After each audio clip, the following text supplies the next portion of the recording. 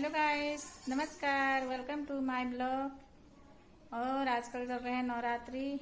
आप सभी को नवरात्रों की बहुत बहुत हार्दिक शुभकामनाएं। गाइस, आजकल असौज का महीना भी चल रहा है।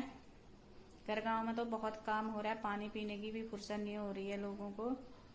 और व्रत, ऊपर से व्रत भी चल रहे हैं।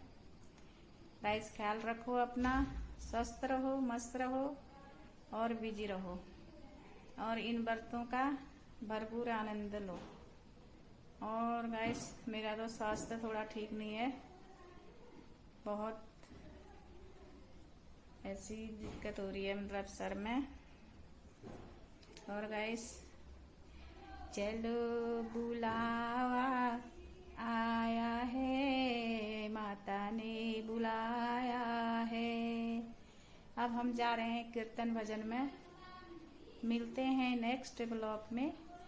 बाय।